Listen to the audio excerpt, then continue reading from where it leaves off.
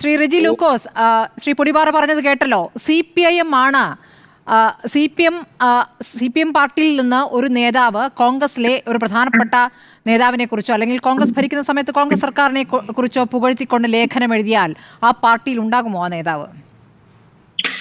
അല്ല, ഞാൻ വളരെ കൗതുകത്തോടെ ആദരവർഹിക്കുന്ന രണ്ട് പ്രിയപ്പെട്ട സുഹൃത്തുക്കളാണ് ഒളിവാർ സാറും ശ്രീകുമാർ സാറും. അവർ രണ്ടുപേരും കോൺഗ്രസിന്റെ സ്ട്രോങ് ഫോളോവേഴ്സാണ്. അവർക്ക് കൊടുത്തതിന്റെ പത്രം അംശം എനിക്ക് തരണേ. എനിക്ക് പറയാനുള്ള കാര്യം, നിങ്ങൾ ആദ്യം മനസ്സിലാക്കേണ്ടത്, കേരളത്തിലെ മുഖ്യമന്ത്രി ഉൾപ്പെടെയുള്ളവരെ അവരുടെ നല്ല കാര്യങ്ങളെ 3 തവണ വളരെ വിശദമായ രീതിയിൽ തന്നെ ഇതിനു മുമ്പ് 2023 ജനുവരിയിലും ഫെബ്രുവരിയിലും കഴിഞ്ഞ വർഷം ഈ സെഷനിൽ ആശംസിച്ചിട്ടുണ്ട്. അദ്ദേഹം മുഖ്യമന്ത്രിയായിട്ട് കൂടിക്കാഴ്ച പരസ്യമായിട്ട് പറഞ്ഞിട്ടുണ്ട്, കേരളത്തിൽ നല്ല മോഡേൺ അപ്ഡേറ്റേഷനുള്ള മനസ്സുള്ള ഒരു മുഖ്യമന്ത്രിയാണ് പിണറായി വിജയൻ, അദ്ദേഹം കേരളത്തിലെ ഉയരങ്ങളിലേക്ക് എത്തിക്കുമെന്ന് അദ്ദേഹം പറഞ്ഞു. അന്ന് ഇവരൊക്കെ ആയിട്ട് ഞാൻ പല ചർച്ചയിലും പങ്കെടുത്ത അന്ന് ഇവര് പറഞ്ഞു ഇദ്ദേഹം ഇടതുപക്ഷത്തിലേക്കാണ് പോകുന്നത്, ഇദ്ദേഹത്തിനെ കോൺഗ്രസ് പാർട്ടി വെച്ചുകൊണ്ടിരിക്കുന്നത്, ഇത് കോൺഗ്രസിന് ഒറ്റുകാരാണ്, ഒരുപാട് നിരീക്ഷണങ്ങൾ നടത്തി. പക്ഷെ ഇവരുടെ ഈ അതിരവ്യാപനത്തിനൊന്നും ഒരു വിലയും AICC കൽപ്പിക്കുന്നില്ല. ഞാൻ ചോദിക്കേണ്ടത്, ബഹുമാനപ്പെട്ട രാഹുൽ ഗാന്ധി പാർലമെന്റിൽ ഈ തൊട്ട ദിവസങ്ങൾക്ക് മുമ്പ് നടന്ന പാർലമെന്റ് സെഷനിലെ പാർലമെന്റിൽ അദ്ദേഹം ബഹുമാനപ്പെട്ട നരേന്ദ്രമോദിയെ നമ്മുടെ ആദ്യത്തെ ഫ്ലൈറ്റിൽ 104 ഇന്ത്യൻ പൗരന്മാരെ കൈക്ക് ഹാൻഡ് കഫ് ചെയ്ത് കാലില് ചങ്ങലക്കിട്ട് കോണ്ടനാമോ തടവറക്കാരെക്കാളും ക്രൂരമായിട്ട് ഈ രാജ്യത്ത് അവരുടെ ഫ്ലൈറ്റ് യുദ്ധവിമാനത്തിൽ കൊണ്ടിറക്കിയപ്പോൾ പരവതാനി വിളിച്ച ആ ഫ്ലൈറ്റിന് ലാൻഡിംഗ് സൗകര്യം കൊടുത്തതിനെ കുറിച്ച് അദ്ദേഹം വളരെ നിശ്ചിതമായിട്ട് വിമർശിച്ചു. കൂടാതെ മോദി അമേരിക്കയിൽ പോകുന്നതിനെ കുറിച്ചും രാഹുൽ ഗാന്ധി അതികഠിനമായിട്ട് വിമർശിച്ചു. അത് അമേരിക്കൻ മാധ്യമങ്ങളിൽ പോലും വാർത്തയായിരുന്നു. ആ രാഹുൽ ഗാന്ധിയുടെ വാക്കിനെ പോലും അവഗണിച്ചുകൊണ്ടാണ് ഇന്നലെ അദ്ദേഹം ആ ലേഖനത്തിൽ പറഞ്ഞിരിക്കുന്നത്. എന്താണ് പറഞ്ഞിരിക്കുന്നത്? ലേഖനത്തിൽ മാത്രമല്ല, കൂടാതെ ഡൽഹിയിൽ നിന്ന് പ്രതികരിച്ചു. നരേന്ദ്രമോദിയുടെ അമേരിക്കൻ പ്രസിഡന്റുമായിട്ടുള്ള കൂടിക്കാഴ്ചയിലെ വാനോളം കൊളുത്തി. നരേന്ദ്രമോദി ഇതിനെക്കുറിച്ച് അദ്ദേഹത്തിനോട് പറഞ്ഞിട്ടുണ്ടാകാം എന്നൊക്കെ അദ്ദേഹം പറഞ്ഞു. എന്നിട്ട് AICCയിൽ നിന്നത്തെ പ്രസാരം വന്നിരിക്കുന്നു, അദ്ദേഹത്തിനെതിരെ ഒരു നടപടി സ്വീകരിക്കില്ലെന്ന് പറഞ്ഞു. അപ്പോൾ ഇവർ ഈ പറയുന്ന വിമർശനം കണ്ടില്ല. CPM ഇപ്പോൾ അഭിനന്ദനത്തിൽ മാത്രമാണ് നിൽക്കുന്നത്. അതെന്താണ്? അല്ല, തീർച്ചയായിട്ടും ഞാൻ സ്മൃതിയോട് ചോദിക്കട്ടെ, കേരളയിൽ ഞാൻ ഒരു മലയാളി എന്ന് പറഞ്ഞിട്ട് ഒരു അന്തർദേശീയ തലത്തിൽ ഒരു സംരംഭത്തിന് അല്ലെങ്കിൽ ഒരു റാങ്കിങ്ങിൽ ഈ കേരളം സിംഗപ്പൂരിനെ പോലും പിന്നിലാക്കിയിട്ടുണ്ട്. തൊട്ടയൽ സംസ്ഥാനങ്ങളുമായ കർണാടക, തമിഴ്നാട്, ആന്ധ്ര, തെലങ്കാനയ്ക്ക് പോലെയൊക്കെ വിദൂരമായി പിന്നിലാക്കിയുണ്ട്. ലോകത്തിലെ റാങ്കിങ്ങിൽ കേരളം 1ാം സ്ഥാനം നേടിയതില് അഭിമാനമില്ലേ സ്മൃതിക്ക്, ഒരു മലയാളി എന്നുള്ള നിലയ്ക്ക്? നിങ്ങൾക്കറിയാവോ, ഇന്ന് ആ കാര്യത്തിൽ കോൺഗ്രസിനെ അനുകൂലിക്കുന്ന അമേരിക്കയിലെ പല വാട്സാപ്പ് ഗ്രൂപ്പുകളിൽ, ഞാൻ എക്സ് അമേരിക്കൻ, എനിക്ക് അവരോട് നല്ല ബന്ധമുണ്ട്, ഈ VD സതീശനെ നിശ്ചിതമായിട്ട് വിമർശിച്ചുകൊണ്ട് അവരുടെ ഗ്രൂപ്പുകളിൽ അവരിപ്പോ പല മെസ്സേജ് കൊടുത്തോണ്ടിരിക്കുക. എന്താ കാരണം? കേരളം എന്ന് പറയുന്ന സംസ്ഥാനം എന്ന് പറയുന്നത് ഇന്ത്യയിലെ ഡിഫറെന്റ് ആണ് അതർ സ്റ്റേറ്റ്സ് ഇൻ ഇന്ത്യ. വളരെ വിശാലമായിട്ട് ചിന്തിക്കുന്ന ഒരു വലിയ എഡ്യൂക്കേറ്റഡ് ആയിട്ട് ഒരു തലമുറ വളർന്നു വരുന്നതാണ്. അവർ ലോകത്തിലേക്ക് പറഞ്ഞുകൊണ്ടിരിക്കുന്നു. അപ്പോഴാണ് ഈ മനസ്സ് വളരാത്ത ആ കോൺഗ്രസിന്റെ നേതാക്കന്മാര് തരൂരിനെ പോലെ ഒരാളെ ഇങ്ങനെ എന്താ പറയാ, ഒരു തരത്തിലും അംഗീകരിക്കാൻ പറ്റാത്ത രീതിയിൽ അദ്ദേഹം CPM പോകുന്നു. അദ്ദേഹം കോൺഗ്രസിന് പാരയാണ്. എന്നാ സ്മൃതി, നിങ്ങളോടൊരു കാര്യം ഞാൻ പറയാം, നമുക്കെല്ലാം അറിയാവുന്ന 2024 തിരുവനന്തപുരത്തെ തെരഞ്ഞെടുപ്പിൽ ഈ തരൂരിനെ തോൽപ്പിക്കാനായിട്ട് രഹസ്യമായിട്ട് പരസ്യമായിട്ട് രംഗത്തിറങ്ങിയ ആരാ? ഈ കോൺഗ്രസ്സുകാരാ. പക്ഷെ തിരുവനന്തപുരത്തെ പ്രബുദ്ധരായ വോട്ടർമാർക്ക് അറിയാം, ഈ തിരുവനന്തപുരത്തെ റെപ്രസെന്റ് ചെയ്തുകൊണ്ട് ഈ പാർലമെന്റിൽ തിരുവനന്തപുരത്ത് BJP സ്ഥാനാർത്ഥി ജയിക്കാതിരിക്കാൻ ഇടതുപക്ഷവും തരൂരിന് വോട്ട് ചെയ്യുകയാണ് കുറച്ചു കാലമായിട്ടുള്ള പതിവ്. അത് നിങ്ങൾ തിരുവനന്തപുരത്തെ വോട്ടർമാരെ അണ്ടർസ്റ്റിമേറ്റ് ചെയ്യുന്നത്. ട്രിവാൻഡ്രം എന്ന് പറയുന്നത് വളരെ, നിങ്ങളൊന്ന് മനസ്സിലാക്കണം, ഒരു നിയോജകമണ്ഡലത്തിലെ ജനങ്ങൾ വോട്ട് ചെയ്യുമ്പോൾ അത് CPM-കാരുടെ ക്രോസ് വോട്ടിംഗ് കൊണ്ടാണ് ജയിച്ചെന്ന് പറഞ്ഞത്. നിങ്ങൾ കാരണം കണ്ടെത്താൻ പറഞ്ഞതാ. ഞാൻ ആദ്യം പറഞ്ഞല്ലോ, സ്മൃതിക്ക് എന്നേക്കാളും അറിയാം, ശശി തരൂരിനെ വായിക്കുന്നതിൽ നമ്മളെല്ലാവരും അത്ര മോശക്കാരൊന്നുമല്ല.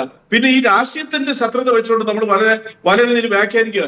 ഞാൻ ഒരു കാര്യം കൂടെ പറയട്ടെ, ശശി തരൂരിന്റെ ഇന്ത്യൻ എക്സ്പ്രസിലെ ആ ലേഖനം ഇപ്പൊ കേരളത്തിൽ ഒരുപാട് പേര് വായിക്കെങ്കിലും ഈ VD സതീശൻ അതിന് വലിയൊരു പ്രചാരണം നടത്തി കൊടുത്തു. ഇന്നിപ്പോ ആ ഇന്ത്യൻ എക്സ്പ്രസിലെ ലേഖൻ ദേശീയ തലത്തിൽ പോലും വാർത്തയായിരിക്കും, ദേശീയ പത്രമാണെങ്കിൽ പോലും അതിനാണ് ഇടം കൊടുത്തിരിക്കുന്നത്. ശശി തരൂർ എന്ത് പറഞ്ഞാലും അത് സാമൂഹ്യം വീക്ഷിക്കുകയും അതിന്റെ അപ്ഡേഷൻ ആണെന്ന് മനസ്സിലാക്കിക്കൊണ്ട് ഒരു മോഡേൺ കോൺസെപ്റ്റോടുകൂടി അദ്ദേഹത്തിന്റെ വാക്കുകൾ ശ്രമിക്കുന്നവരാണ് ഇവിടുത്തെ യൂത്ത്. അറ്റ്ലീസ്റ്റ് യൂത്ത് മാത്രമല്ല, അതിനെ പോലും മറികടന്നുകൊണ്ട് അതുപോലും മറച്ചു വെച്ചുകൊണ്ട് കേരളത്തെ റീഡ് ചെയ്യാതുകൊണ്ട് കേരളത്തിന് നേടിയെടുത്തിരിക്കുന്ന അന്തർദേശീയ സ്ഥാനത്തിന് ആക്ഷേപിച്ചുകൊണ്ട് അങ്ങനെയെങ്കിൽ തരൂരിന്റെ ലേഖനത്തെ മുഴുവനായി ഒന്ന് അകത്തേക്ക് എടുത്തുകൊണ്ടുള്ള പ്രതികരണം താങ്കളിൽ നിന്ന് പ്രതീക്ഷിക്കുകയാണ്. അതിൽ പറയുന്നു, CPIM കമ്മ്യൂണിസ്റ്റ് ആശയത്തിൽ നിന്ന് മാറി ചുവന്ന കൊടിയിൽ നിന്ന് മാറി, ചുവന്ന കൊടിയും സമരവും എന്നുള്ള രീതിയിൽ നിന്ന് മാറി മുതലാളിത്തത്തിലേക്ക് അടുക്കുന്നതിന്റെ ലക്ഷണങ്ങളാണ്, നല്ല കാര്യം എന്ന് പറയുന്നു.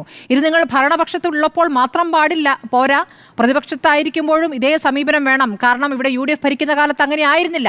ഇവിടെ വികസന കാര്യങ്ങളിൽ എല്ലാത്തിലും സമരവുമായി നിൽക്കുകയായിരുന്നു. ആ സമീപനം ശരിയല്ല എന്ന് കൂടി ആ ലേഖനത്തിലുണ്ട്. അപ്പോഴോ? അല്ല, അത് മറുപടി ഉണ്ട്. അവിടാണ് നമ്മൾ തരൂരിനെ മനസ്സിലാക്കുന്നത്, അദ്ദേഹത്തിന്റെ ആർജവത്വം.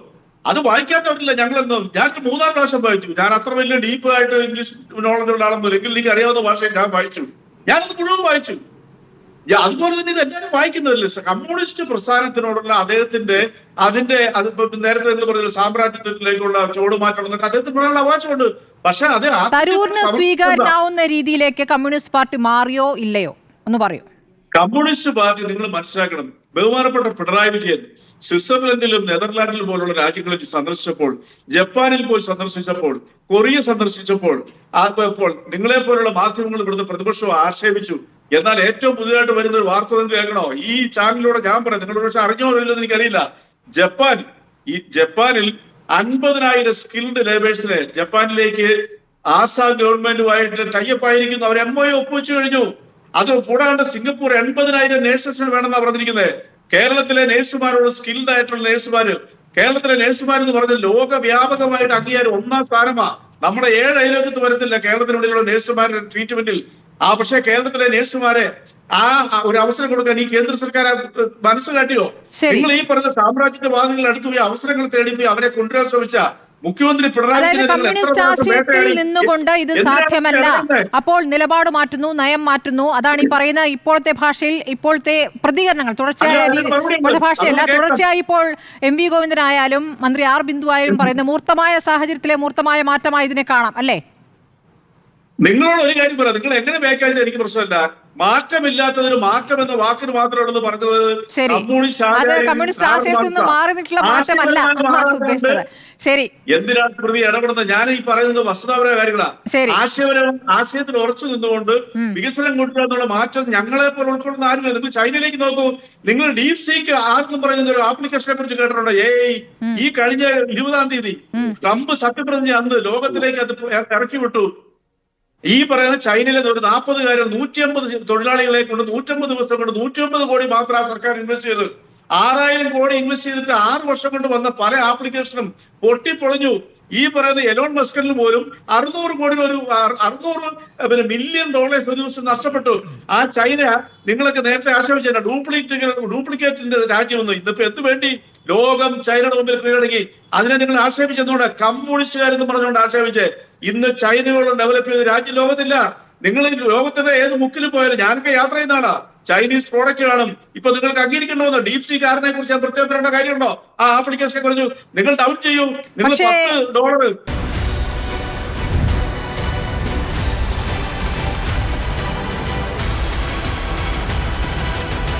ഡിബേറ്റ് വിത്ത് സ്മൃതി പരുത്തിക്കാട്.